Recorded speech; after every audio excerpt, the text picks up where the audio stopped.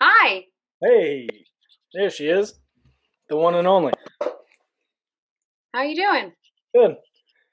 So you're Awesome. like you're a planner, huh? I, could you tell? I was cracking up because after I made that voice memo, I was like, "Woof, calm down, Meg, relax." Your message cracked me up. I was like, "Oh, I need the light." Hold on. Yeah, I'm a Taurus, so maybe that's why. I'm not Yeah. sure. I'm a Leo, so I want to know nothing about that. Oh, what month is that? August. August. Nice, Yeah. nice. So does that I don't mean know we're shit. how do Taurus and Leo get along? Do we hate each other? I was just wondering that. I think we are leaders. I think we don't really roll with the same packs, maybe, but we don't hit each other's heads. I don't think. I think we just like respect the game. you know? Yeah, that helps. Uh, But I don't think there's ever any animosity. I just don't think we like hang out. I don't think Tauruses and Leo, I don't know. Do you know any Tauruses that you're like, oh, that's my best friend? what month is that? Taurus season actually is now from the end of April to the end of May. Okay. I guess I would probably know somebody. I know a lot of people, but I'm not Right? educated enough on that stuff. I'm, I'm telling you, we you're like the east side, I'm the west coast. Okay. I used to read my horoscope every single morning And what made you stop? because I was like, fuck this newspaper. I'm going to decide what is going on with my life. And that is so what a Leo would do. Yeah, Oh, no, that makes sense. I also too like I kind of wonder like we used to read the newspaper. Yes, I used to read the back of magazines for my zodiac sign, and now they have apps. And I was like, wait, is this just an algorithm? Like, how does this work? right. So I don't know anymore. So I stopped reading mine too. But once in a while, it's like I need a little bit of guidance. Right. It's funny But how, I sometimes like, even, I'm not sure how this whole universe works, but I'm like, all right, Dad, tell me something. right, Tell me right, something. I know I haven't heard from you since I was 6, but I need to know, right. how would I handle this situation? And then some internal thing just says, here's the answer. Yeah. Weird, right? Yeah, I think it's like the actual component of asking the question that I think really kind of revs up the engine for something to echo back to you. Right. And sometimes that's is how we hear ourselves. It's like it's pretty cool that way. Yeah. It's like, but do you listen? That's the key. Right. Or do you ask the right question? Right. Right. So, Um Meg, yeah. the curly hair alchemist. Yes, sir. It's funny how I stumbled upon you. Yeah, because of Gary V, right? Yeah, you were talking or asking a question on Gary Vee.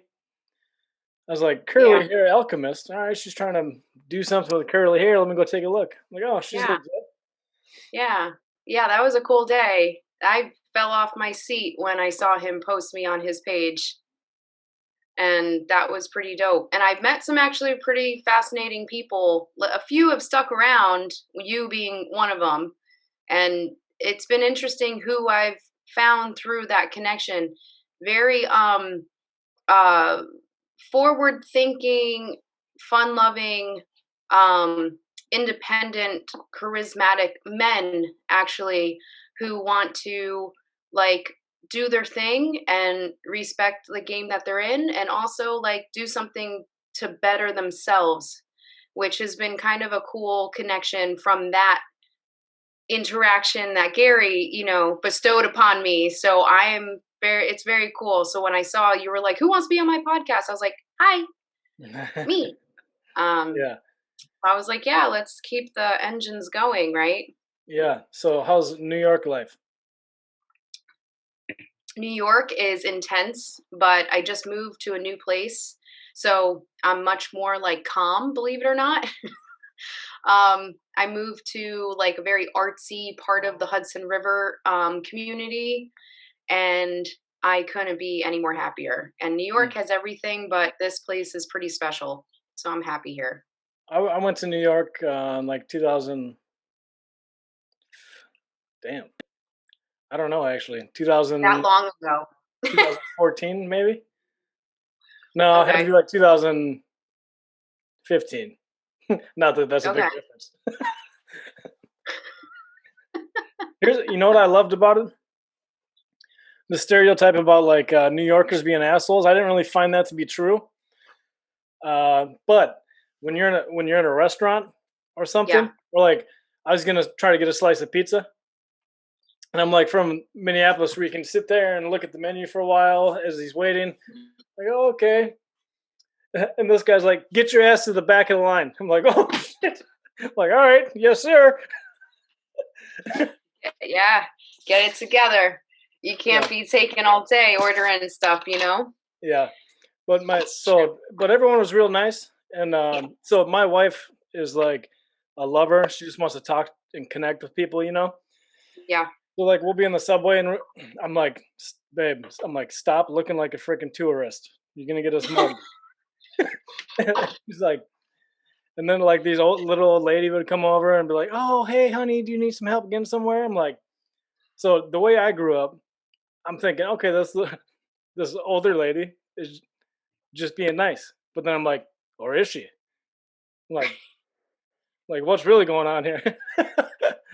And you know, I've been in a lot of random situations where like things are set up with the nice front, you know, like the pretty lady or whatever, and then the Right. shit goes down right after that. Next minute you know, you're in a uncovered, like non-logoed white van with tinted out black windows, and Yeah, your ID is taken from you, and no one knows your name. So, yep, we got a lot of vans like that around here. So I don't doubt it. right. So there was that. People were nice, but there's also like a tempo. Yeah, Like you need to it's a know good where word. you're going, and you need to make your decisions ahead of time, or get the hell out of my way. And if you don't know where you're going, you have to ask somebody, and they'll automatically think that they're right because they're New Yorkers. Then you ask the other one, and another one, another one. They all think they're right, even if they're putting you in different places. So you got to be pretty selective of who you get information from and directions and whatnot. So Right. my tip is always ask a cab driver, no matter what. Always Mm. ask a cab driver, or ask the doorman at the buildings. They are the most reliable resources in Manhattan. But if you're in Brooklyn, yeah, good luck with that. we stayed we stayed right next to a project. There was a police station in the apartment buildings, trying to control, you know, Hmm. Howard Johnson over by, I don't know. It was definitely in a rough area. My wife is freaking Okay, out. I'm like, don't worry about it. I'm like, we're good. we're good. Just look straight and keep walking. Right. I'm like, don't look like a victim, whatever you do. If you look scared, Right. you're about to get punked. Seriously. Right. Yeah, exactly. I well, listen, I went to California before the pandemic. I went to California a lot, specifically like San Diego. I loved LA. I was surprised how much I loved LA more than San Francisco.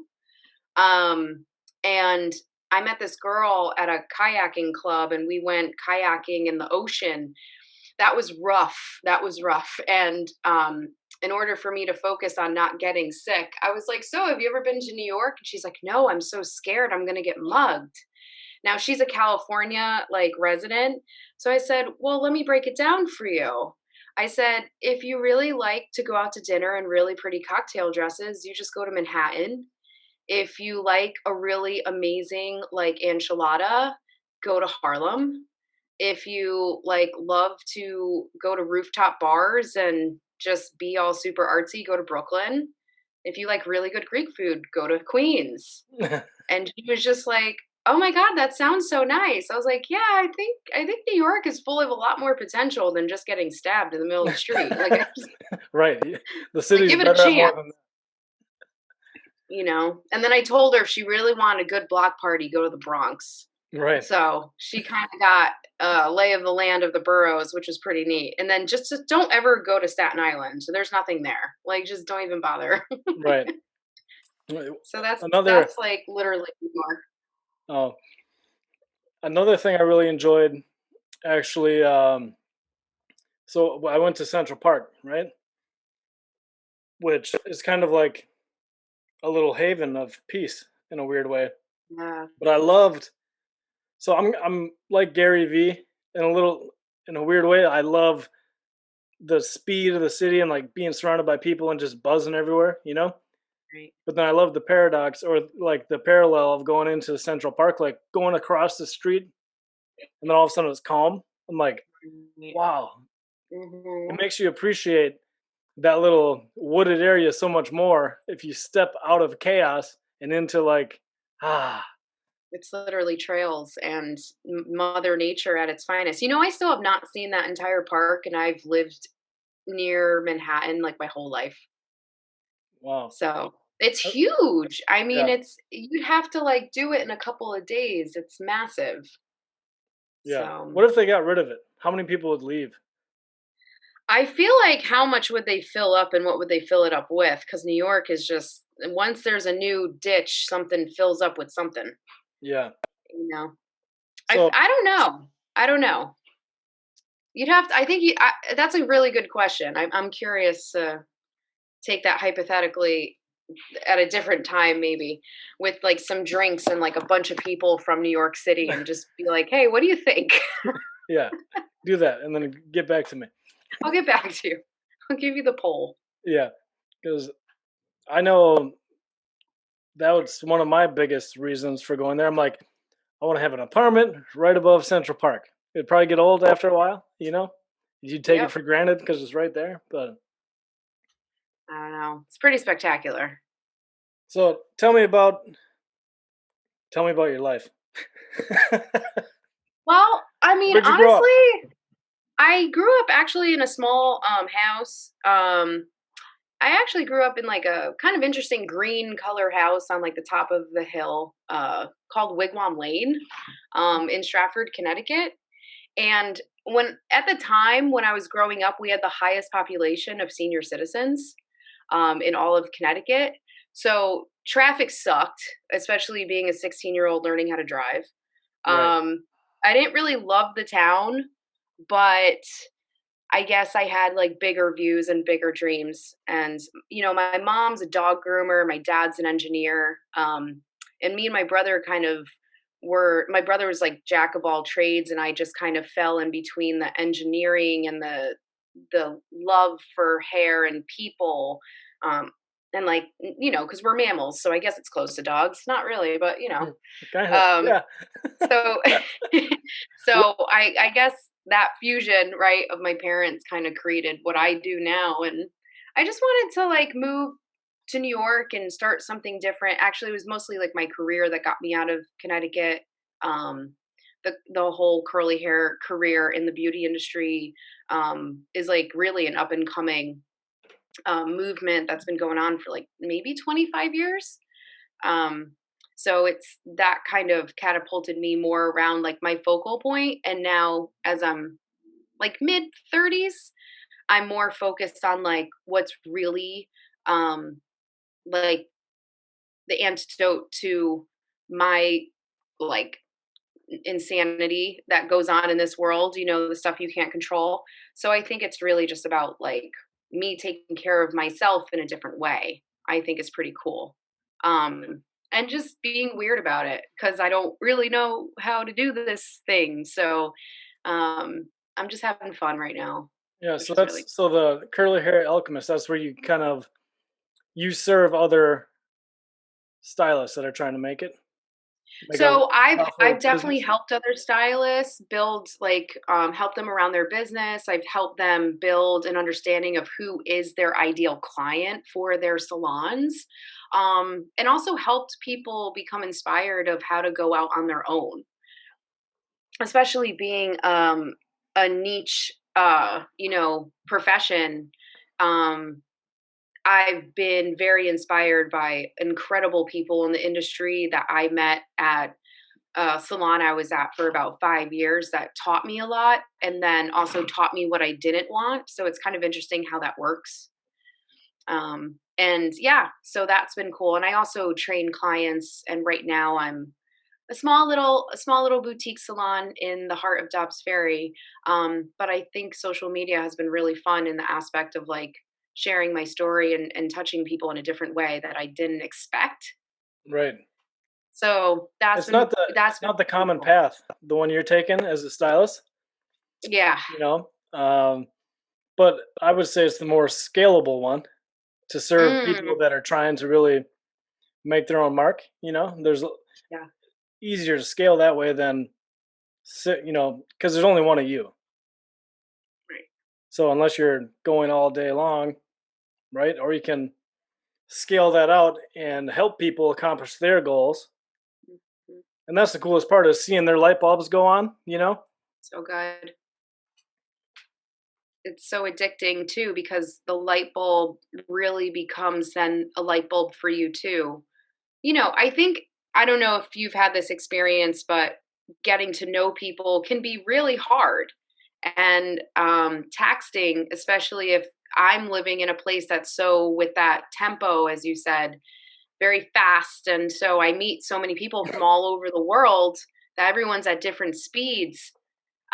So I notice where it's like a radio station, you kind of have to tune to the right station to work with people, and that takes a lot of practice and a lot of failure. Yeah. And So, I would say in general, all the good friends that I have as stylists is their profession. They're not very entrepreneurial mm, in yep, general. very common. Hmm. So I'm like trying to give them marketing tips, and then I'll see it happen for like one day, and then it just Yeah, flatlands. I'm like, and then I'll see a GoFundMe. I'm just like, yeah, right. Because if they don't make a platform, they have nowhere to stand, yeah, and it does take a lot of it does take a lot of understanding of where you want to go and how you want to articulate yourself. However, but that comes with a lot of getting on the ball and just rolling with it, and learning what works for you. What are your rules? What are your standards, your values? And so that entrepreneurship, I think, really comes from having a vision and knowing that you have to be your own trailblazer. I think entrepreneurship for me was just being selfish in the beginning. I just wanted my own everything. I didn't want right, to deal with anybody. I was like, I'm out. Peace. And then when I made my own brand, it was like you can't just keep it to yourself. That's not how it works. right, And I was like, no, it can work my way. It doesn't have to work by sharing. And then the more I resisted to share, the more I was actually like getting like I was plateauing in my own development. So you, I really truly believe you have to um, at least expand someone else's life at least once to really understand. I think what this life is truly about, and then you can't control if they really take what you are teaching them and throw it to the wind, or if they really put some gravity to it and grow it from a seed with you. It's pretty amazing to see when people actually put what you help them with into action, but their own way. And that I think is the most rewarding. right. And It's pretty so trying to be in, so I've tried a bunch of different things, just try to make a quick buck. It never works Yeah. out because I just lose persistence. I'm not gonna keep doing some meaningless thing to me just to make some money. It's like, so I struggled with that. But one thing it has done for me, probably the biggest thing, is that I know every big brand that I see was a bitch to get going. And Right. you just respect entrepreneurs so much more. Like they might be popular now and at the top of their game, but you didn't see the first 15, 20 years of them grinding it out, you know? Right.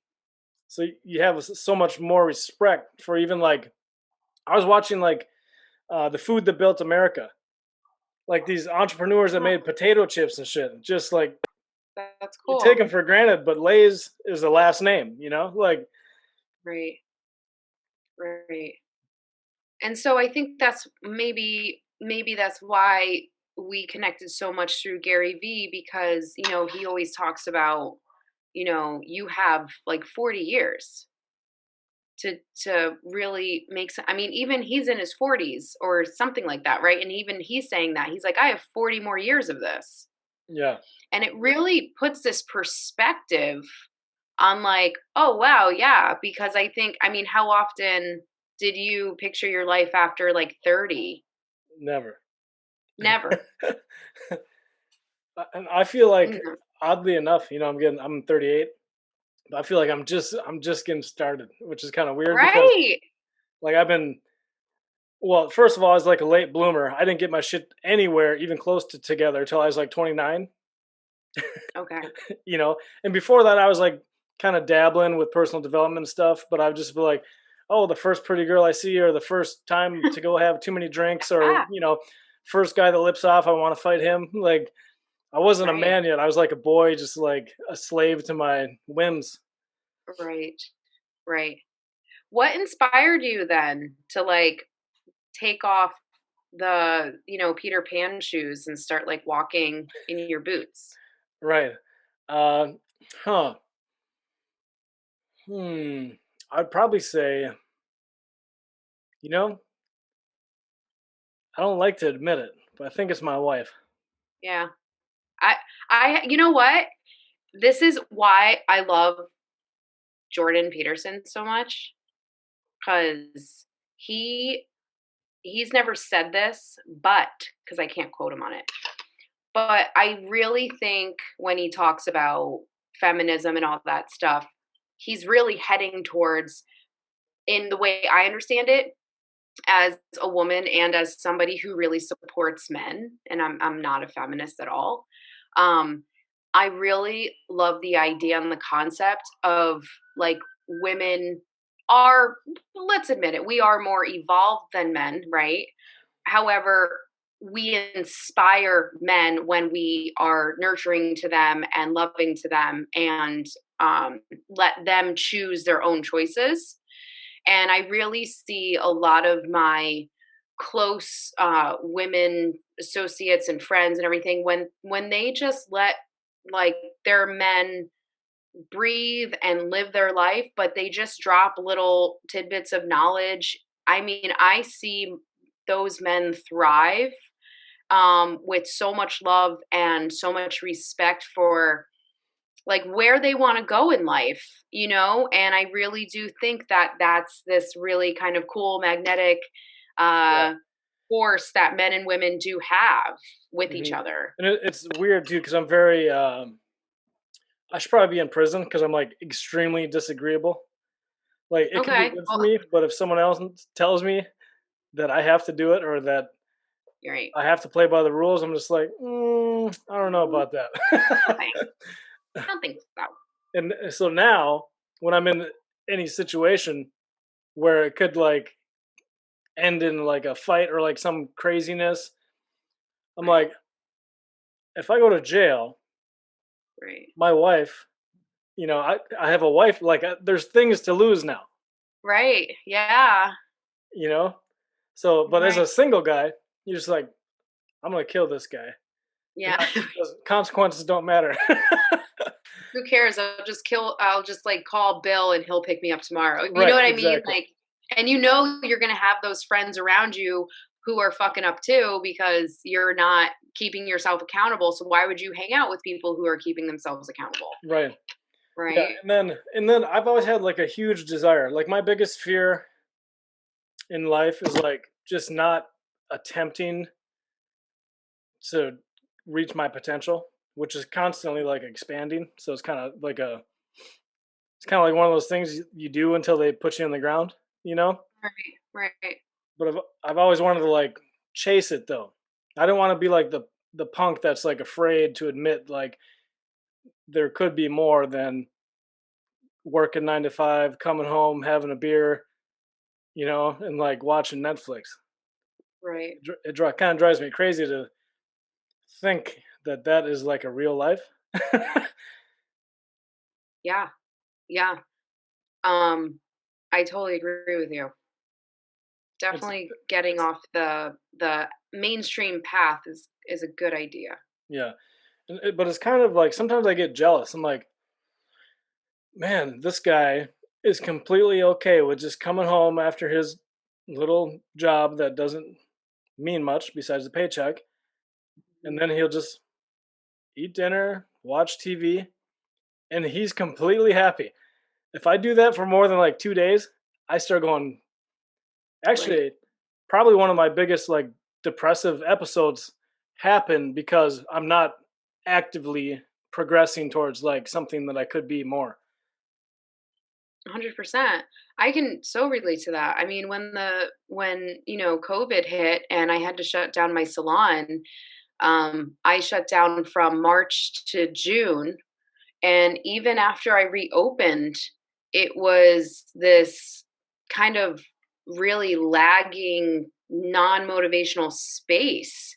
And it made me really think about people who just have the 9 to 5 routine, not the 9 to 5 job, but the routine of waking up, coffee, breakfast in the car, same route, repetition that doesn't really change much, and then coming home and exerting so much energy to just sit down and kind of feel like refueling is just sitting in front of a box. And, that's not life for me either. I actually grew up like that. I think TV raised me more than anything. It was actually really hard for my mother to raise me and my brother because my dad was unmedicated schizophrenic, and so there was a lot of mental up and down. So TV just kind of regulated the insanity of up and down emotions, whether it be intense anger, um, intense pain, intense anxiety, and not having mature enough parents that were emotionally stable to learn from. Right. So I totally understand the just kind of numbing out with the television. However, then there's the opposite where it's like you're working so much, you never like just kind of relax a little bit where you can recharge and let that new creativity come in. I think the biggest thing for me, Mike, is I've been getting off of Instagram for a few days straight every like other week, and that has really helped me be less kind of stuck to a routine, I feel. And that has been awesome for me, for sure. And I think that's why entrepreneurs become entrepreneurs, because we have like ADHD. We're not, meant to sit still. I mean, our ancestors were hunters and gatherers. You always had to watch your back in the wilderness, Right. right? So it's kind of the same way. We're kind of just making sure we're watching our back, but it just comes in the form of like laundry and like writing a book or starting a podcast or wanting to start a clothing line, whatever it is, right? It's just Yeah. constantly tinkering away and creating something. And so the ones who sit in front of the TV and don't do much with their life, no one's coming to save you. And, if you were in the wilderness, you would have gotten eaten, Right. right? So, Our ancestors were yeah, not like hoping that everything is bubble wrapped and everything. right. They were hoping. It just wasn't. It wasn't like I love that. you know. Sometimes I feel like masculinity is like kind of getting a bad name because you always have the one douchebag that's like over. He's not in touch with this. Like he's so insecure. Really, is that he's just like trying to act tough all the time. Yeah, But right. back in the day, if another man came in and tried to steal your shit, Yeah, there was no police, right, right? So if you were a punk right, bitch, all your women were gonna get taken, and all your food was gonna get taken. right. And now, I don't even know. I feel like people are so weak they can't even confront themselves, which is There is. kind of sad. I don't Mm. even know if they know it's an option that they can look in the mirror and like demand more of themselves or like have a hard conversation with yourself. Hmm. That's a really tender, I think, topic too, because we talk about masculinity in the sense of how people view it as um, a very strong, structured. We're gonna get this. We're gonna get it done. We're gonna get it done now. It's very like nowish, and it's very Right. targeted desire. It's as if you had a bow and arrow. It's like the arrow is the masculinity, right? Hmm. And I think sometimes the way I view it is I think sometimes the wind that the arrow rides on is the femininity. But when we want something so bad, we forget that there's other elements that are also helping control to aim into that target. Hmm. And when I look at some people who are terrified of any sort of depth to life, um, I I just, I can't even be bothered because then I can feel like there's like this encroaching element on myself as well. Like it's as if it's contagious Yeah. or it's like a disease. And I just can't, I don't want to say that they're pieces of crap, but I also am like, I can't be near you. And so it's really hard because we're also seeing a society of like, you can't judge things, but then when you judge things and you're like in this huge box of what you're against. And so it's like, you you want to have an opinion, but now you don't know where to share it. And so Right. there's kind of this really interesting way of we're having more and more visions of how clear we're getting with our life, and then there's other people who you can just tell are just they don't look like anyone's home. And so I call people who are looking for growth and experience, I call them what everyone before me has called them, which is called seekers. Yeah. And it's like, seekers are amazing, but sometimes we have to pull back our own reins because we can go way too deep sometimes before we're ready to understand the process we need to take. We have to realize like the process is coming. You got to chill out and wait for it sometimes. You can't just always keep penetrating a new experience, right? Right. Yeah. Because I then hate you're a waiting hot too. That's the mess. problem. uh, but like, I don't know.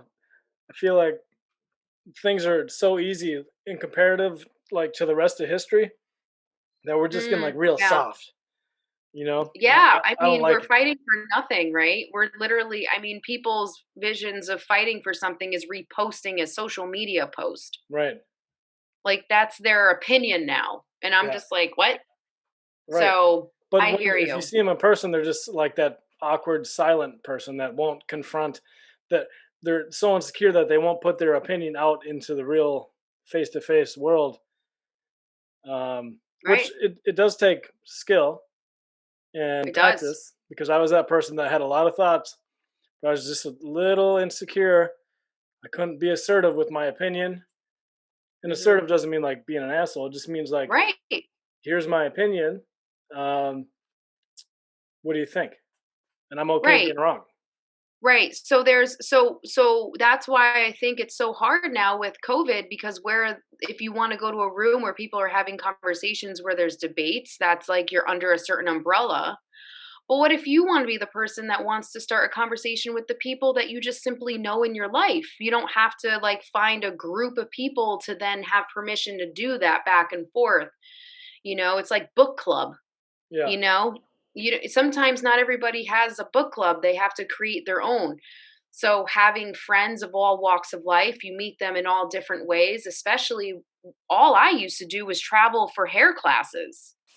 So my, you know, crowds of people, my groups of people were mostly stylists.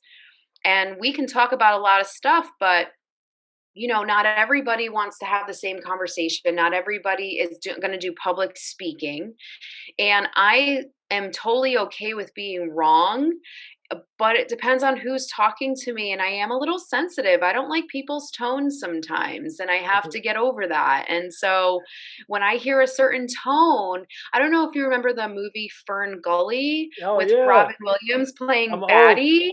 Like, I just feel like the little antenna gets switched, and then I'm just like a different personality, which is why I think it's, Do you shut down, or like if you hear a tone um, that's kind of or first of all, describe the tone that kind of messes you. I think the tone is more or less someone kind of talking as if like I'm incompetent, Right. you know? Yeah. And so I try to check myself, and I try to, talk about from where I'm coming from.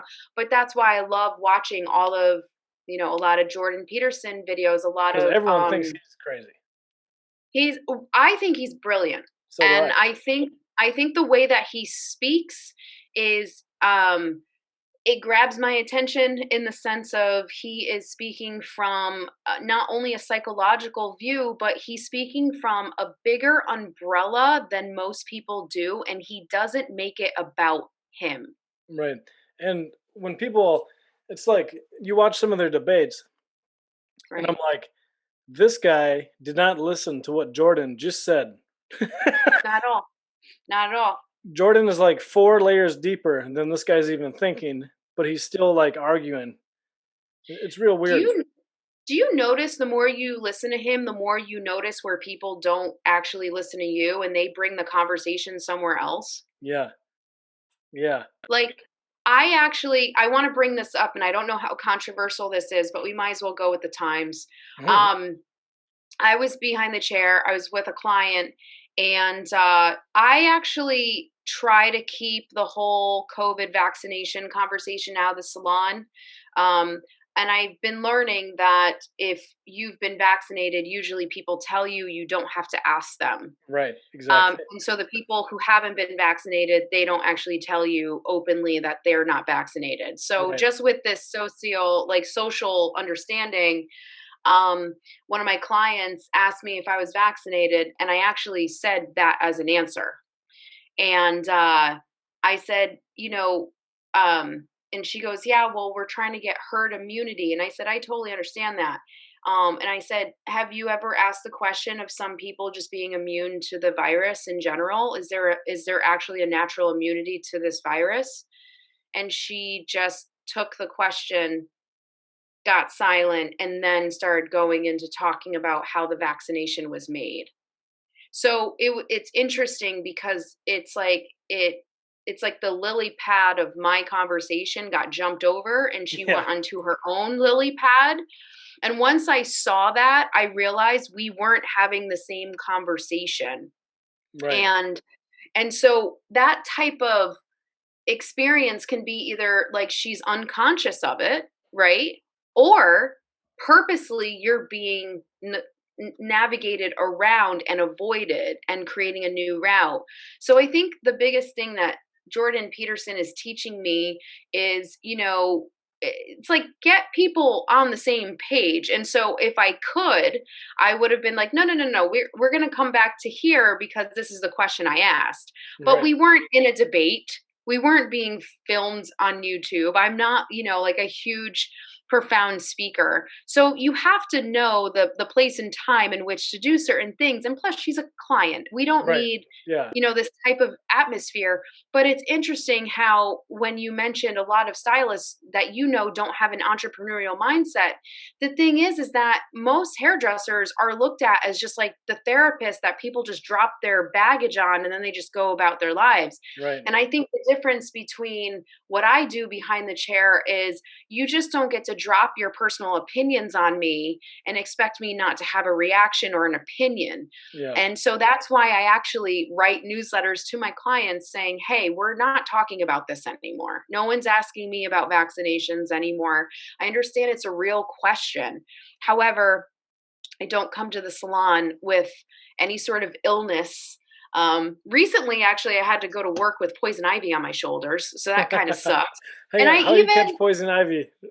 I just got into a new place, and so I have a yard now, and Oh. it didn't blossom yet, but I guess the oil was on the vine before it blossoms, because this was in like earlier April, and I'm like, no way, like poison ivy's a ninja, I have you a funny know? story about poison ivy. Okay. All right, so I've lived a lot of different lives, I guess you could say. So I've been the only white kid in my grade.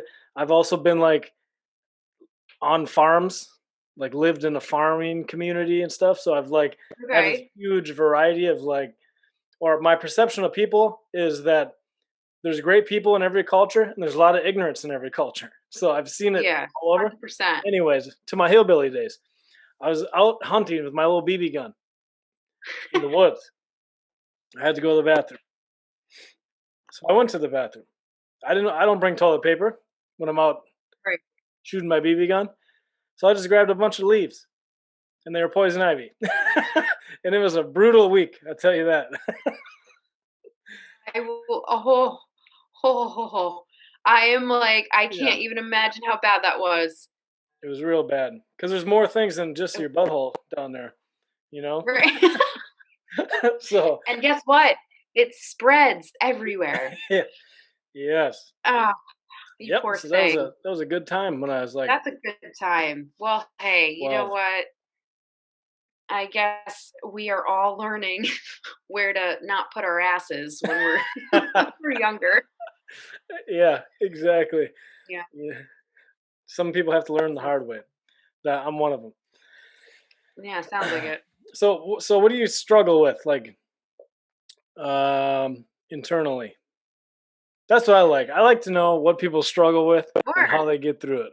You know, I totally love you haven't sharing this thrown in the stuff. towel because you're still alive and breathing. So Yeah, yeah, exactly.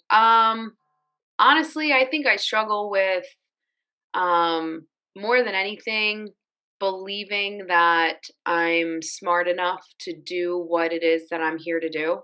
mm, Um and I don't mean just intellectually, I mean emotionally, physically smart, and physically smart is a thing. Like knowing when to stop moving is an intelligence. Knowing when to give it your all is an intelligence.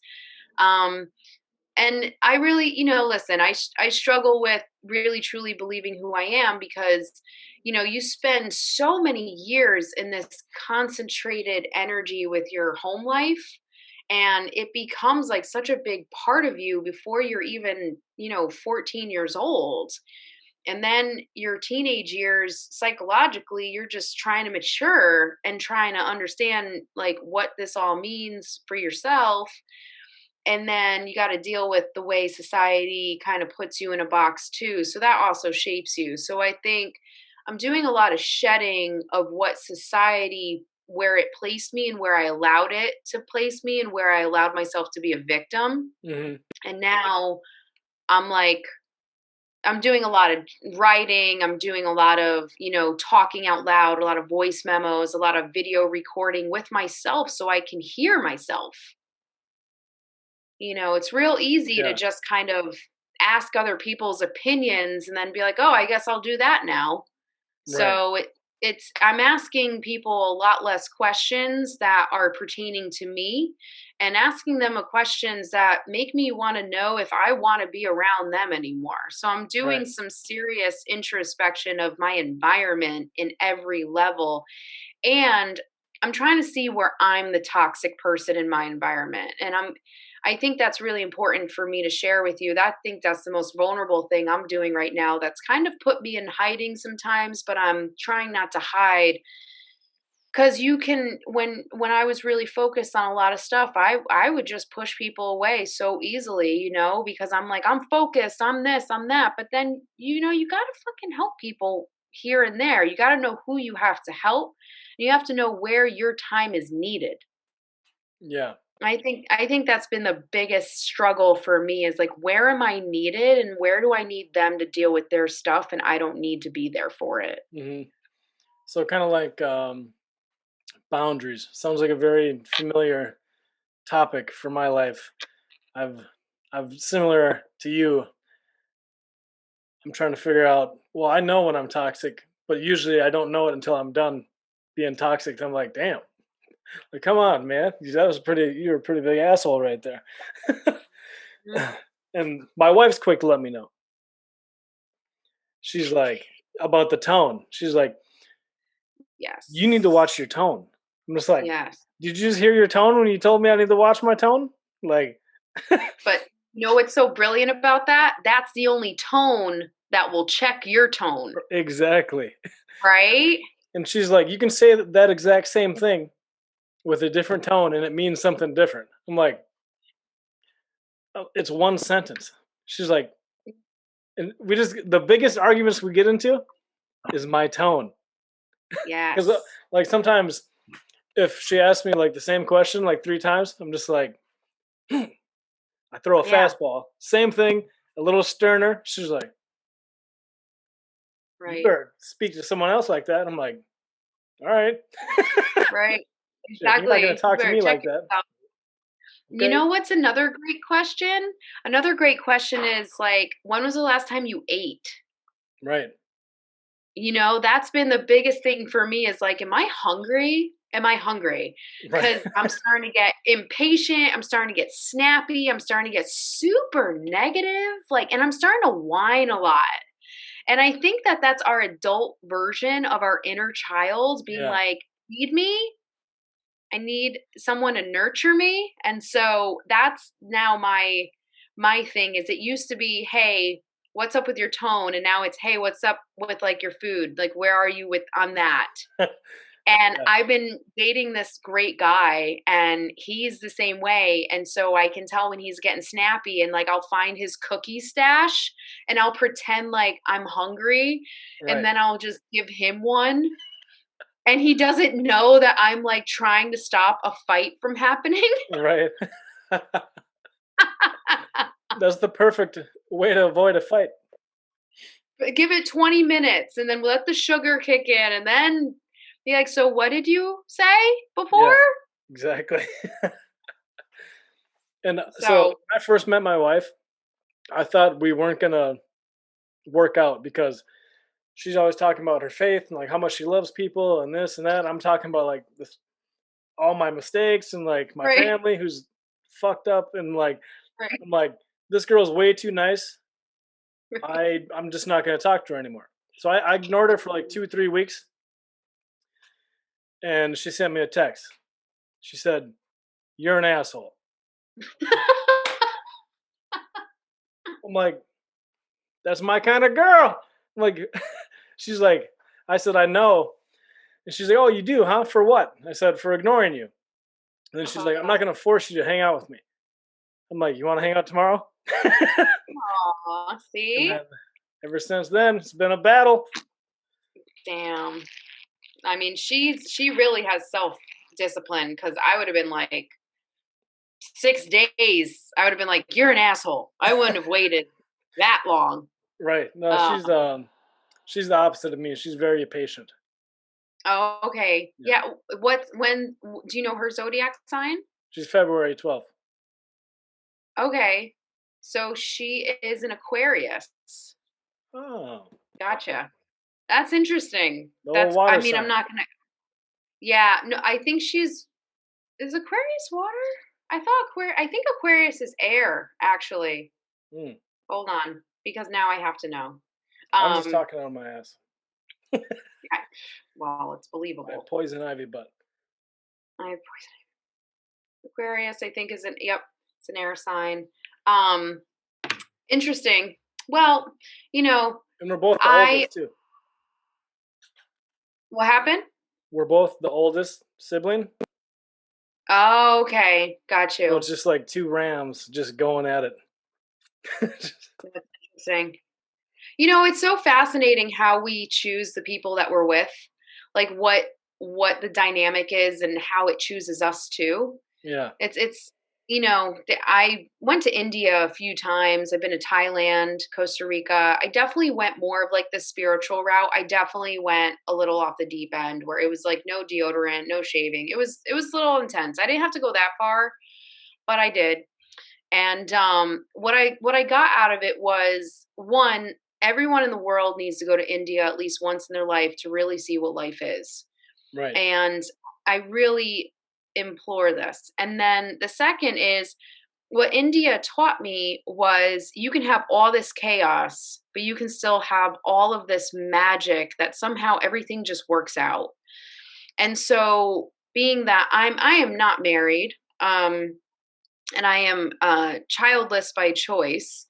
And I think it's like really different for someone such as myself to be childless by choice and not kind of even, I don't even think I've had a relationship for longer than a year. Um, I really love the dynamic in which I've met people under. I met like two of my past partners in other countries, and we wound up. One of them lived down the street for me, Right. and then the other one lived in Europe, Mm. and so we came together for so many different reasons. Um, but I think sometimes I really truly believe that partners come together because they have a healing component to them. Um, I find that partners that are together, who start off with children at a young age don't have as much of a deeper connection. I think they have more of a strategic schedule connection. Yeah. Um, and I think the reason why I've had so many dating partners from different chapters of my life is because my father is schizophrenic, that I couldn't figure out, like, what personality do I get along with? Right. Like, Yeah. who are these men? And so it's been really a ride. And the guy that I'm dating now, Yeah. um, Describe them a little bit so I know. yeah, so he's actually insanely laid back. Like, if I ask him a question, he can give me 3-word answers, and I'm like, "What?" So he's teaching me to stop looking for the answers I'm looking for and listen to the answers that are given. He's Oh, also he's very creative and also very curious about life. Um, but wants the simple things, wants to own a house, wants to work a job that he loves, and he's a roofer. Um, and he's a very different type of breed of man. I've dated construction workers, I've dated landscapers, mechanics, mhm. engineers, nerds, yoga teachers, um, police officers. But I have to say, roofers kind of take the cake. Uh, it's amazing how a man can create something with his hands and understand the in and outs of it, but then can't choose dinner. Right. So I guess there is a purpose because me being a tourist, I'm all about food. So I think we'll be okay. I was a We'll be roofer okay. once. Really? Yeah. What do you think this is? What do you I've had a lot of careers. That's like my brother. He's done everything. That's like Yeah. and I told you, you look like my brother. I'm gonna send you a picture of my brother once, and you're gonna be like, Huh. this kind of looks like me. All right. I like it. Um, yeah, very So much so. he's like a kind of a dichotomy of a bunch of different good qualities. He's has great qualities. We actually have very similar childhoods where there was never like an understanding of what the hell was going on from day to day. Yeah. Very chaotic, very abusive, very one-sided with parents. Parental guidance wasn't really there. It was more like just tell you what to do and you listen. Which resulted in both of us becoming perfectionists, really high critical thinkers on ourselves. Nothing was ever good enough. Strive for perfection and fail because where are you really going in life? So lots of darkness that we kind of got exposed to very early in our relationship. We actually were dating for like 6 weeks, and then he somehow was like, same as you with your wife. Like he was like, I don't know, man, you're too evolved. You got your stuff together. You're way too smart. Like where you're going. I'm still lost. And I just looked at him like my head cocked to the side like a little puppy. Like, what do you mean? Yeah. There's nothing about life that's easy, and being in a relationship is doesn't have to be complicated, but he actually didn't want to date me, and he also had the respect to tell me like, I'm not going to take advantage of you, so we're not going to flirt, I'm not going to lead you on. Mm. And I just didn't want to go anywhere else. So I took time off for myself and I did what I needed to do and worked on the triggers of things that came up because of that relationship. And now we're trying it for round two. And what's cool about it is I raised my standards not only for myself, how to show up for him, because men need women to show up for them too. And this whole princess theory of like he needs to give you what you need, it's like, okay, but it's not all about the woman. And it's very different when I ask for advice from very feminine men or feminine females versus very masculine men and masculine females. There are two completely different answers. And usually it's get the fuck get rid of him or you can do better. And it's as if, your mirror reflections from your community is always trying to like make sure you're safe. One, Right. make sure you don't wind up with a schmuck too. But there wasn't anyone in my circle at the time that was saying, well, what are you saying? What are you saying to hurt his feelings? What are you saying to make him push you away? Yeah. You know what I mean? And I think it's really important for like women to understand that they don't always speak the words that a man needs to hear for a man to feel safe.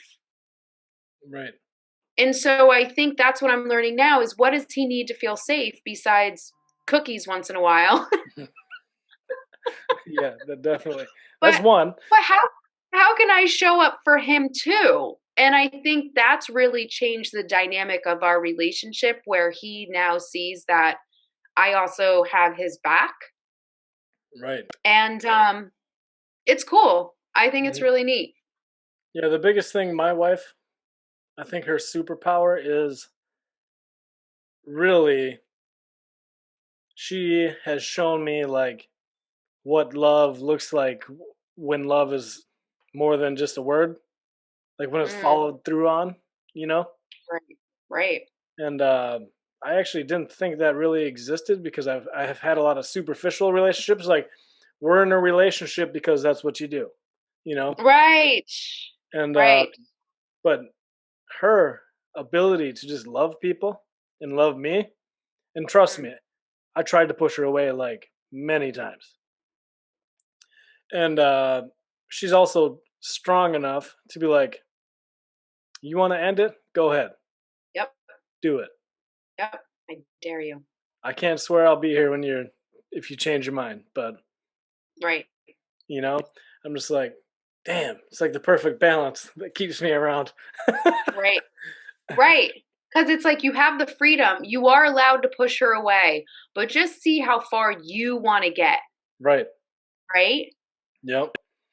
I'm And going then to say that as soon from as now she's on. stuck up for herself, Yes. it shows that she knows her worth, and we're Right. not codependent. We don't need each other. Right. Life's Right. better with each other, you know, but Right. we are individuals Right. coming Right. together, you Yep. know, and it's good. We met each other when I was 30 and she was 31. Okay. So if she would have met me at 27, it would have never worked, you know. Right. It's like God's Right. timing, perfect. Mhm. Yeah. I was single for a little while. I was in a really probably the healthiest relationship I had ever been in my life. Like you, I had a lot of superficial connections. They were more just like lust. Yeah, No one had my back. If once the kind of the physical feelings or if the honeymoon phase kind of wore off, it was like they people didn't know what to do with me and vice versa. right. And one of the biggest things that I think I realized was I was in that kind of pattern of just going into being a superficial relationship. But, this guy was like, I can't be your everything. I don't know what you think this is. And I'm like, whoa, I didn't even know I was just kind of going with the system. Yeah, Boy meets girl, girl meets boy, start mingling, doing play dates, having dates, getting all dressed up. And next minute, you're sitting in front of Netflix wondering, why do I know this person? Who are they? It's been 5 years. You know what I mean? yeah, Um, and I think that really pulled me out of the matrix of like, these are just the steps of a relationship versus this is how you live your life. They live their life. This is how you like invite each other into each other's lives. Right. And then eventually there's some cohesion. Um, I think it was a rude awakening for me. I think my inner 12-year-old was like, "Wait a minute. I gotta level up. I don't know about this. I kind of want to stay 12." And I was Right. like, "No, girl, come on. We gotta wake up a little bit. There's someone asking us to be a real companion here, and Mhm. we don't know if it's gonna happen, but let's do this anyway because it seems like it's really gonna help us grow up." Yeah. So And I have a so, I have a question. What do you think? So some people say that the best relationships just work, and I oh am God, I am a, I am a true believer in the relationships that work are the ones that put in the work with each other and like constantly well, refining everything. yep. Where do you fall? I fall with that. I fall with, when people used to give me advice like, "Oh, it shouldn't be this hard." I looked at their life, and I looked at them, and I mostly the answers were they have a job that they can't stand. Right. They're with somebody that they don't really are open with, and they're doing things that they aren't changing. And I was like, "Okay, Yeah. that's not advice." So I learned that relationships are hard. I think even the people who are really happy in their relationship will say it takes a hell of a lot of work because it is that fine tuning. It is that, falling back into your old habits can happen, or that person falls back in habits that they had before they met you, Right. and so it's just that constant balancing act of like, who are you today? Who am I talking to right now? And who am I right now? And can we be on the same page, or can we be okay that it's not okay for a little bit Right. and not bail out on each other because it got weird? Right. And so right before I met my wife, I was dating this girl, and she's like, "I'm not comfortable with your." So we were hanging out, or whatever, and she's like crying to me because she liked me, and she didn't want to like me Okay. because you got to sneeze, let it out. There you go. Nothing on the screen. All right. and I wanted to mute it. I was like, no one needs to hear my sneezes. and so she's like, "I'm not comfortable with your situation," because we got to the point where we started talking about just like our lives, our what our levels of education, our Mhm. current jobs, and our family, and all this stuff. And she got real concerned, you know, because she found out a little bit of my life, not just me, Mhm. who I am right now today, but like my history. Like if maybe she went 10 years down the road, she's like, if I marry this guy, that means I marry his family, etc. Right. And I Right. was so pissed, just mad, because I'm like, my family does not have much to do with me. I mean, Right. so when I met Erica, first date, I just let it all out. My mom's homeless, living on the street. My dad was murdered. I struggle with this, that. Mhm. And she's like, all right. I'm Right. like, all right. Like, you sure you want to hang out again? She's like, oh yeah, Right. I do. I'm like, Yep. You well, gotta it's give all all out the there. warning So signs. That's crazy, right? That's what this guy that I'm with did. Same exact thing. I was like, okay, do you want to go get ice cream now? Because I'm hungry. yeah. You know. Oh yeah, ice cream. I'm all about that right now. uh, so what's something you won't tolerate in men as a partner or your partner or men in general? Okay. Oh gosh, that's a good question. I will not tolerate manipulation to get what they want. I don't tolerate whining where it's like manipulation to get what they want, whining. Mm, And I don't tolerate constantly calling me or texting me to get the attention that they're looking for. So I think my boundaries have really just come to the conclusion of I can't be for you when you're bored. Mm, right. Or they're just very thirsty. They just need constant attention. Right. And so that constant attention is like, okay, it's cute in the beginning. Let's be honest, right? Hormones, chemistry, Yeah. like all new shiny things, new places, it's just so good in the beginning, right? It's like cocaine. And I've never done it. I've done a lot of drugs, but I've never done cocaine, believe it or not. Mm-mm. And I have to say, like, the rush is amazing, but then we all drop from it. Right. And I need to see who you are when we drop. And if it's like, gimme, gimme, gimme, gimme, I'm going to be like, abort mission. Right. Um, or I have to kind of do a dance where it's like, I want you to understand what me saying no looks like and see how you respond to when you don't get what you want. Yeah. That's been the biggest thing. Um, and I'm grateful that I'm seeing that now because actually I feel like I'm learning it from the guy that I'm seeing. He's actually teaching me how I act when I don't get what I want. Mm. And I'm like, oh, I'm going to go eat some food. Like, Yeah, I don't exactly. know if I like myself right now, you know? So I have a snack and then I check back 3 hours later and I'm like, I'm sorry. Yeah. I was Yeah. just hungry. Yeah. One Um, thing that I've never, so I am completely fine being by myself. okay. I So got that. I got that. I've never told my wife no to anything that she's wanted to do. Oh, Like wow. she's never asked for permission. Well, she does kind of like in a way. Right. If you're I'm available. gonna do this with my girlfriends. I'm like, all right, all right, all right, all right. She's like, Right. well, one of my exes is gonna be there. I'm like, all right. Like, Right. like I'm not an insecure guy anymore. Like, It's awesome. if you're gonna cheat on me, you're gonna do that, and that's your choice. Right.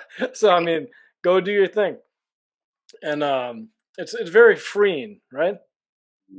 Because Mhm. it's different.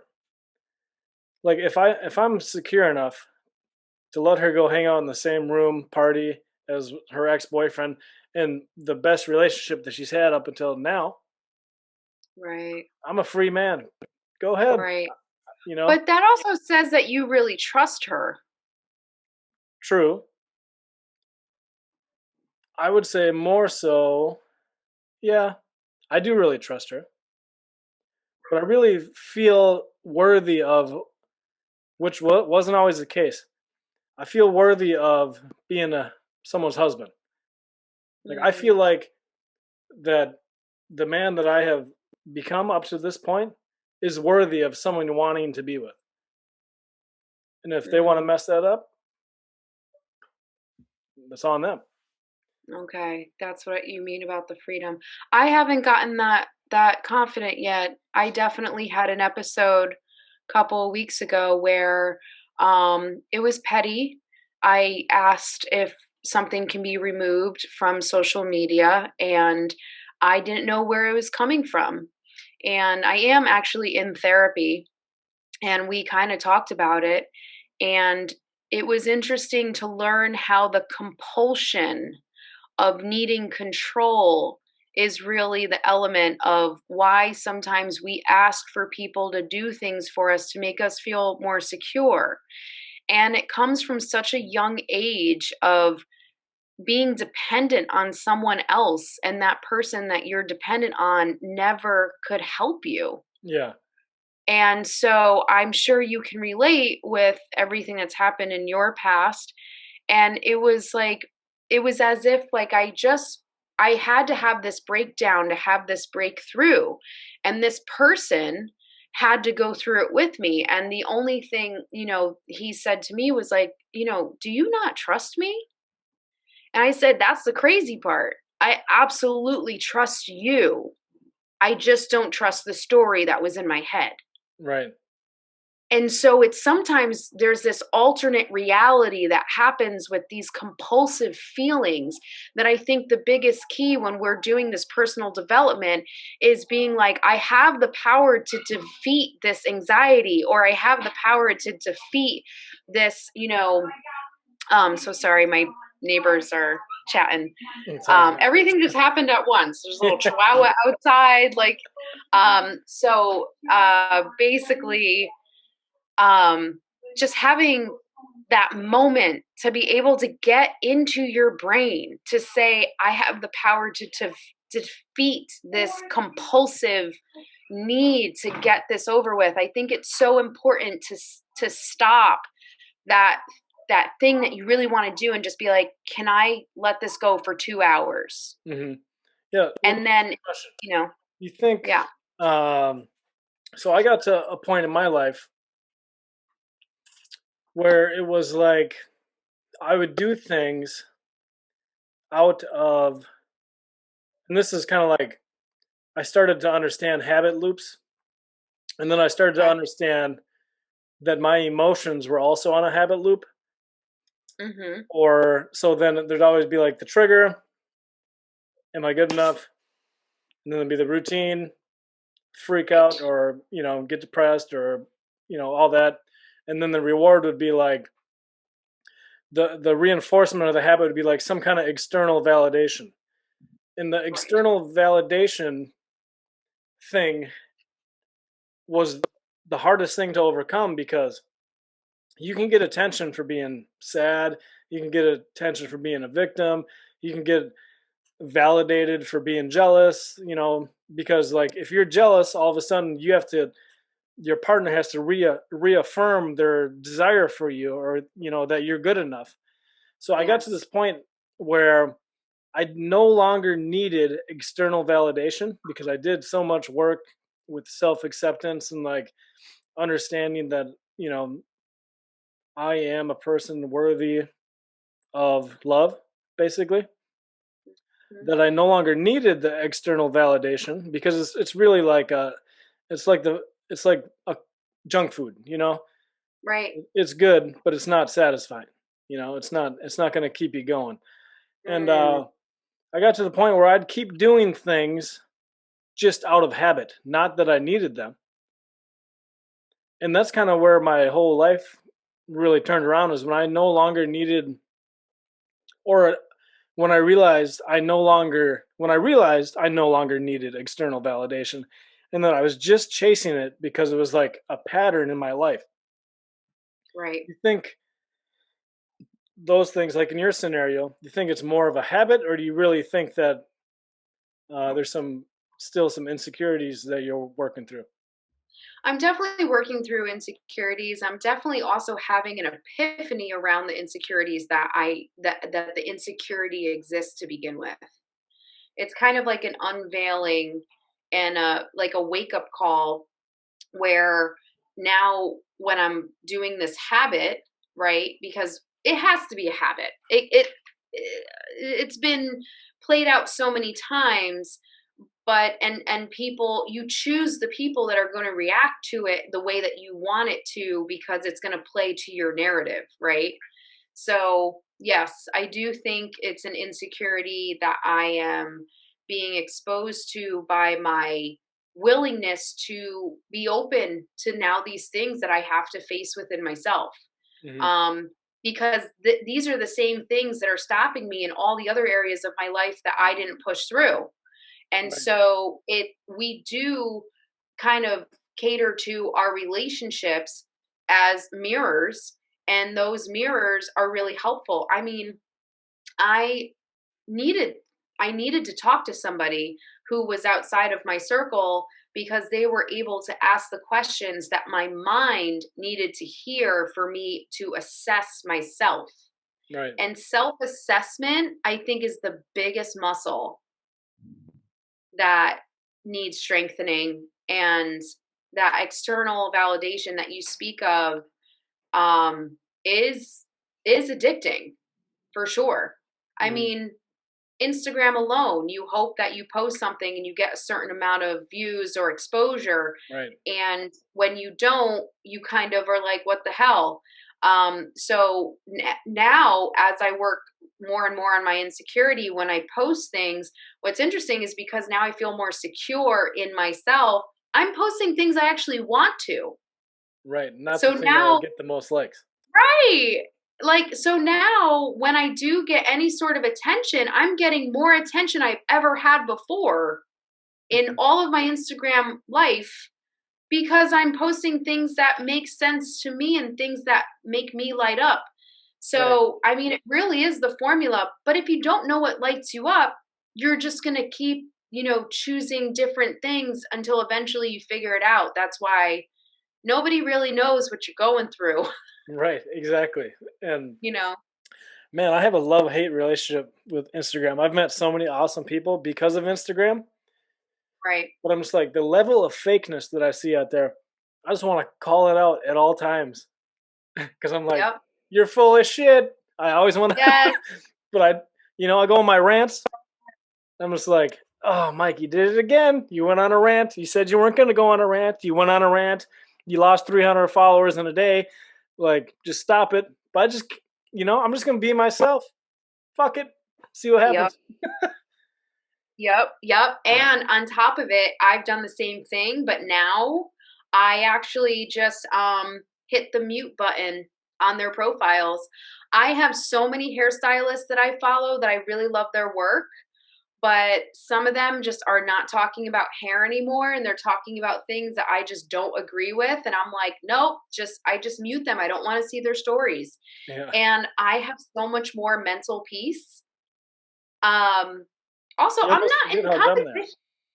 What? I said, you almost forget how dumb they are. I That's just almost my forget, opinion.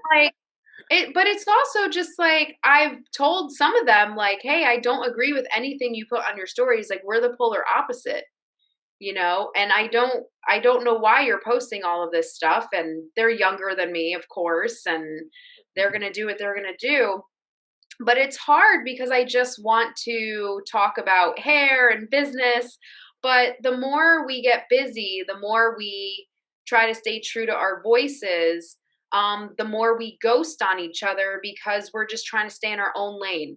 Yeah. And I think that's the thing about Instagram. You really can't take the relationships on Instagram too seriously because if they're not calling you for your birthday, if they're not sending you at least one present in the mail to befriend you, and then I don't know who's what, Right. you know? Yeah. Yeah.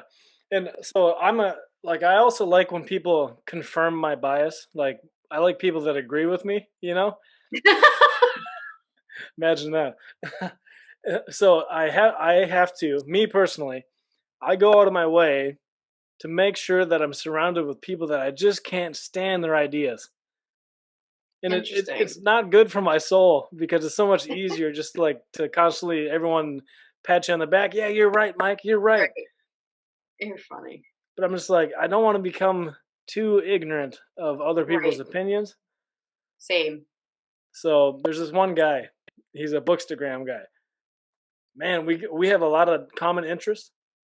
But Yeah. man, like politically, we are politically, socially, like all that stuff, we're complete opposite. And it couldn't be, it's like nowhere near the middle. It's like we are on the opposite ends. And it's just like, man, I like you, but Yep. I also want to kick your ass. I know.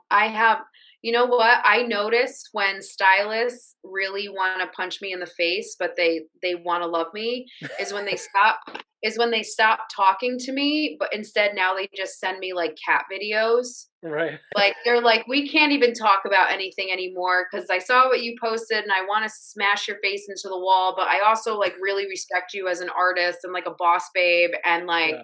here's a freaking cat video because this is the only thing that will keep us neutral."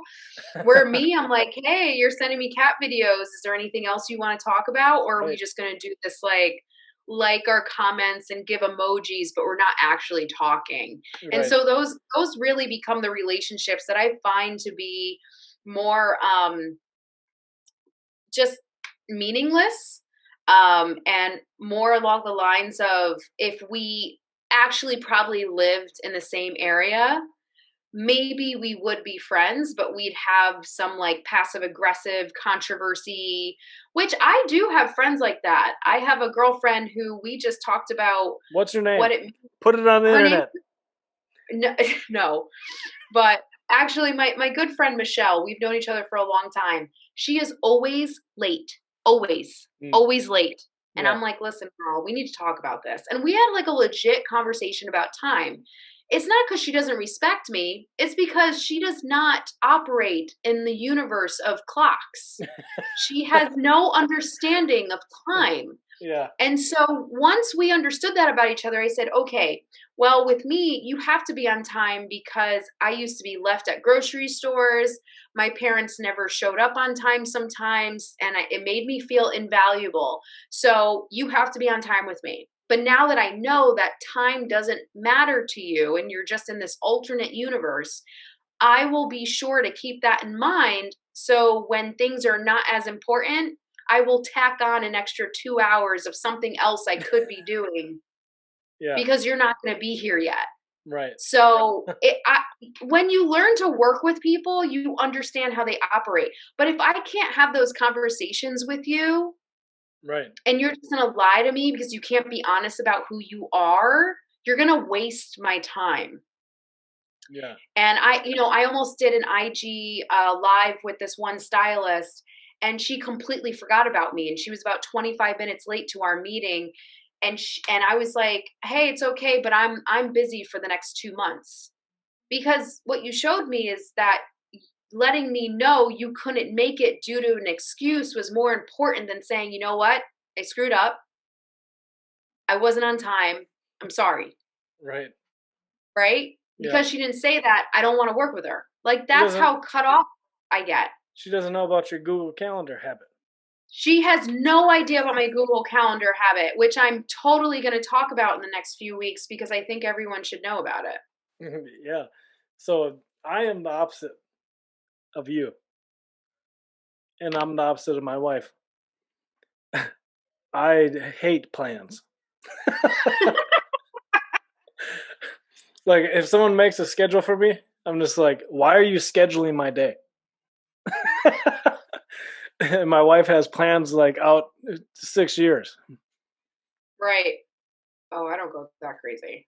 Like That's so a long when time. you go on a trip, what's your favorite Huh. kind of trip? Do you have an itinerary? I don't have an itinerary except where we're sleeping and when and where are we getting food. Um, I'm actually I'm actually going I'm planning a trip now. I wanna go to the islands in Maryland where they have the wild horses.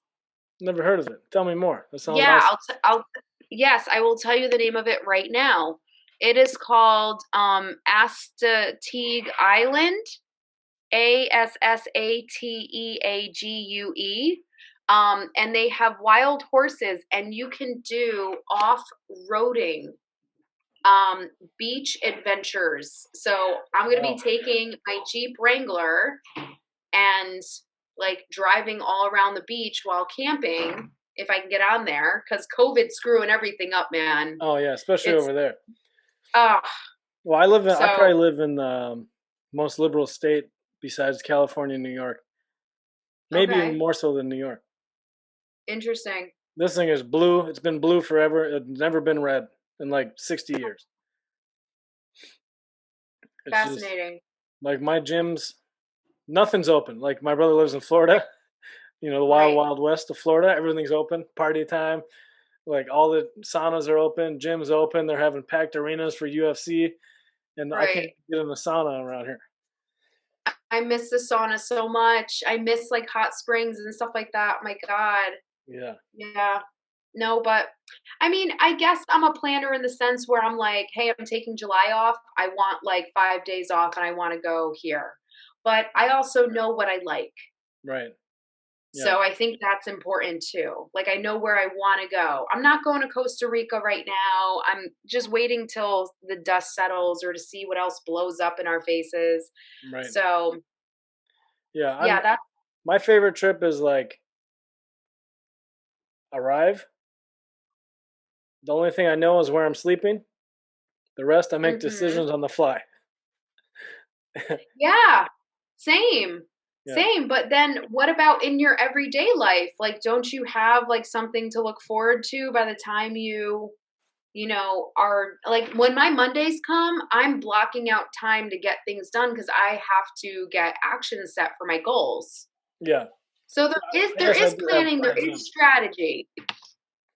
I guess I do have plans. Here's the thing, maybe you're using the wrong word, maybe it's not plans, maybe it's this is your strategy. Yeah, You know what I mean? Because plans, I feel like, oh God, then you meet those people who are like, I'm going to be married by 25, have my first kid by 28, and then my second by 30, and then I'm right. going to retire at like, there's that. And I'm like, oh dear God, Yeah, just no, put the gun to the head now, you right. know? Because if the one thing doesn't happen within their plan, they're gonna go. Oh, Oh, that's when the medication and, like, the insanity comes. That's I talk a lot about having low density hair as women because we Yeah, do. We lose hair as we get older. And I swear, I think the biggest problem is women's stress levels are just so high because, mostly women with children right. because they think that their week is supposed to do this and then all these like elements of surprises happen and they don't know how to handle it, Hmm. and so they're just losing hair throughout the whole process, Yeah. you know? Have you ever read It's Who Moved My Cheese? no. It's a great little fable about two mice and two tiny people trapped in a maze. Okay. And you can read it in like probably maybe like half hour, 40 minutes. Okay. I read it completely standing up in a bookstore, so however long that takes. Um, it's about moving with the cheese. When shit doesn't go how you planned it, Right, you just go where the cheese goes. right? Right. It's really good. So, has there any been any? So, I like books. All right, just part of who I am, and you're not going to judge me for it, Meg. I'm not. uh, what books have you read that have really made like a impact on you? Um, First of all, I know you. I've seen you talk about books, yes. but how often do you read stuff like that? Well, right now I'm actually sometimes I read a few books at the same time, Yeah, me too. and I'll only read like a page and a half. It's not like I'm reading chapters. Right. Um, there's a couple of things I'm reading now. I'm reading a business book about the salon industry. The title is just so long, I can't even try to remember it. Okay. So that helps nobody. Right. But I also really love Feel the Fear and Do It Anyway. That's a Okay. great one. Yeah. I think that's actually by a psychologist. Mm. Um, I like the philosophical aspect of um, the untethered soul. Okay. Michael Sand. That's Yeah, that's been pretty good. Um, I just got Jordan Peterson's 12 Rules for Life. The I white one or the just first one? Yeah, I got Okay. the white one. Yeah. It's actually right here, which Hmm. I am like, actually, I got it and it's like scuffed. It I'm is? like, Son of excuse a me, bitch. did I just get a new scuffed book? I was pissed.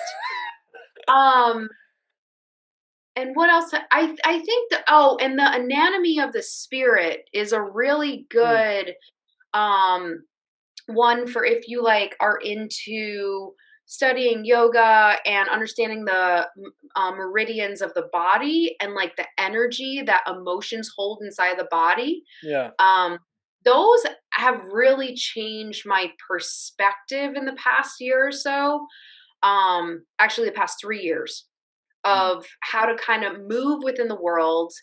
um, and I really like the War of Art or the Art of War. I always get it What's it mixed up. about? Is it about war? Um, Is it about like creating things? Creating things. Yeah, Stephen Pressfield, The War of Yeah, Art. that's a really good one. That's really good. That one I open it up sometimes and just read a random page and I feel like it just speaks volumes. Yeah, because he wrote it like in little chunks, right? Yes. Like every time you open a new page, it's like Today's new battle, bitch. Let's It's like a go. new Get to passage. work. It's like a my own little Bible without it being anything related to religion. Yeah, It's like open it, and it's like a mind bomb just like explodes, and you're like, oh my god, I can totally do my day like this. right. And he So calls it, what's it called? Resistance, where he kind of makes it yep, like this big thing that's just in the ether, like, you yes, know. Can you imagine being the person that's like so objective about like life, yes, that you can't even read a book like that without thinking that it might, without like trying to make things into facts, yep. like, oh, resistance. Oh, this guy likes woo woo, like Hmm. there's some Which people like always that kind of that just, boggles my mind. what was that? Yeah, I was just gonna say people like that just boggle my mind. Right, because I'm a woo woo guy. I like believing in shit I can't see or measure. Right, right. And even to the point of like when Einstein was alive, he didn't measure everything correctly until like the second part of his life, Right. right? So it's like do people who don't believe in the woo woo just don't want to be wrong? I don't know. Or I don't know. I really don't. And I really wish like we were in like a Harry Potter film where like the Slytherins were like the non woo woos and like there were like the ultra woo woos and then there was like Yeah. the I don't know. I kind of wish we were in this big Harry Potter grand scheme of things to Yeah. just see like everyone's ideology doesn't I mean there's a universal law to how life works and then there's like the obscured way that people think life works and then there's the in between called lessons and like Right. being corrected and Yeah. all of that and I just feel like there's a lot of people who just don't want to know if they're wrong and I always tell people especially nowadays with everything going on in the world everyone's talking to me and they're like, yeah, well, this is this and this is that. And I'm like, hey, just so you know, in like 15 years, there's going to be a warning label that came with what just happened. And there's going to be a lawyer to like fight for what Right. just happened. So I'm just letting you know, like, you're not as right as you think you are. From history has shown us there's always going to be someone's going to get sued in 15 years with what's happening. So Right. just, just letting you know. Yeah. Just And it's stick to like, yeah, I don't the know. basics. I That's all I have to watched say about all the debates with Sam Harris and Jordan Peterson. You ever watch that. Uh-huh. those? Yes. They're long, but I mean, if you listen to them or whatever. But Sam Harris, man, I love his thoughts. I like listening Mhm. to him and stuff. But at Mhm. some points, I'm just like, Sam, you don't know the answer, but you're not saying I don't know. Right. And Right. there's this one in the second debate they had. They're trying to, because Sam Harris is all about like facts, objectiveness, rationale, Right. and he's telling Jordan that we don't need a belief system or like a value hierarchy to understand the objective bad and objective good. And he's like, all right, give me an example. And then Mhm. Sam Harris is like, I know objectively it's bad if I put my hand on a hot stove. And then Jordan Okay. Peterson says, unless you're putting your hand on that hot stove to save your child. Correct. Right? So What are what's the circumstances? right? So you need the meaning. You Right. need the meaning of things. Right. Right. Why are we not looking at the intention behind something? And that's called the consciousness behind something, right? Because Yeah. what I really love about The Untethered Soul when reading that book is what he's saying is if you have all these thoughts are just objects. So you're objective to your thoughts, right? Right. But what is objectifying against those thoughts? And then instead of going down the rabbit hole, because we can all do that, he said, when you feel like you can't get past what you're thinking, all you have to say inside is hello. And then it's like, well, Ooh, where is the got goosebumps. hello coming from? Yeah. You know, there's an innate um inheritness about our humanness that gets dismissed when people just want to talk about facts. The biggest common popular trending sentence currently is facts are our feelings are not facts. Mm, And when I hear people say that, I'm like, sure, that's a good grounding statement. That if somebody was in a tyrant mode of maybe a conniption fit over some sort and they couldn't really collect their thoughts because their emotions were overpowering them, saying that exact line, like, hey, your feelings aren't facts right now, that kind of pulls them out of the aloofness of where they are, right? Because they're right. not really planted anywhere. Yeah. But then when you're talking to somebody who is really structured, has serious control over their feelings and their thoughts, but then they tell you how you feel, and then you try to debunk them or trying to push them away by saying, oh, well, your feelings aren't facts. That's Yeah. where I'm like, I just want to Right. whoop your ass. You know what I mean? I have a love hate relationship with that phrase because I like it when it's used in a certain way. Mostly, I like it when it's like, yeah, I agree with that. But also, like, because politically it's used a lot from the right towards the left, Mm-hmm. and I'm like, yeah, what he said. But at the same time, I know what you're saying, where it's like, hmm, like there is a reason. I'm with you on that. Yep. There is a reason There that is. saying that could make you feel like you'd want to punch someone in the face. Yeah.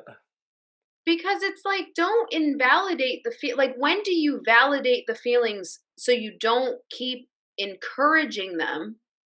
Right, When do you validate them to know someone's feeling seen? But then when do you know when to say what you're experiencing and what you're feeling?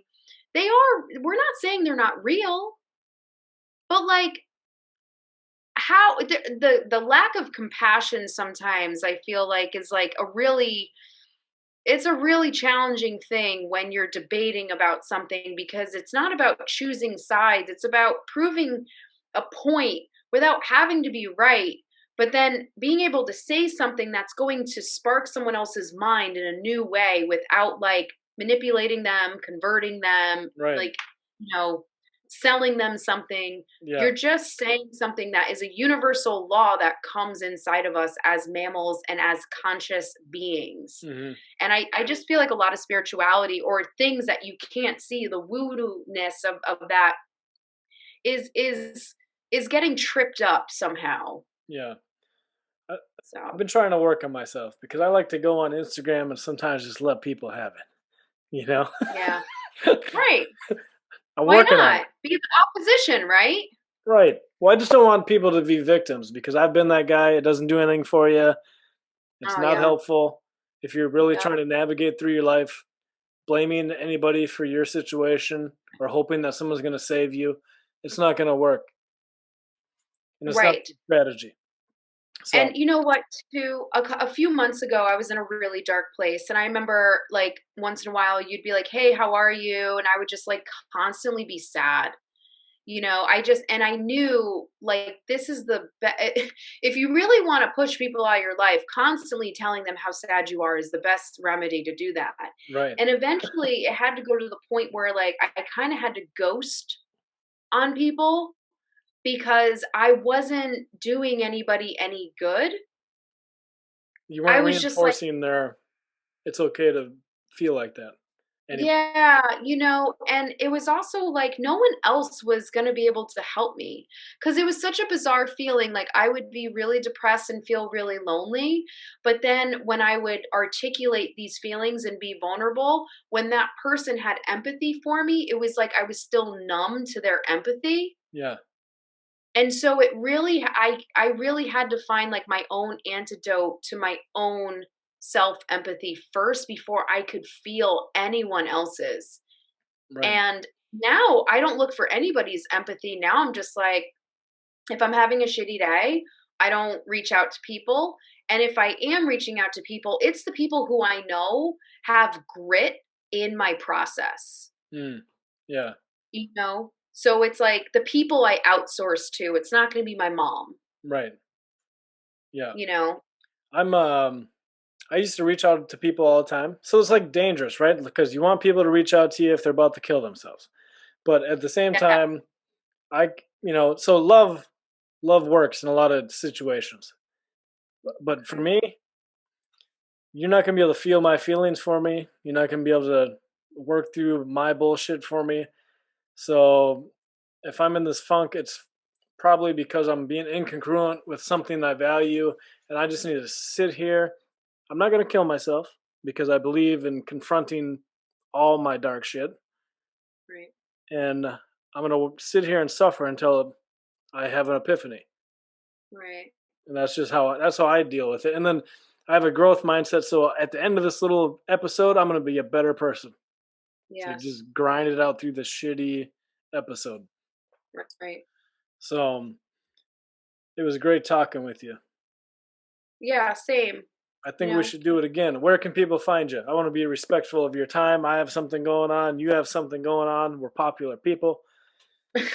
Important. Um, well, I think the best place to find me is one, social media. So Curly Hair Alchemist on Instagram is always the best way to kind of see my personality, see my past history, what I've done, what I'm doing now. And then of course, like to really understand my brand and who I've become, my Mhm. website is great. It's my name, megconklin.com. And I'm hoping in the next few weeks that I'll have a couple of video tutorials up so I can Mm. help people kind of grow and expand with their self beauty.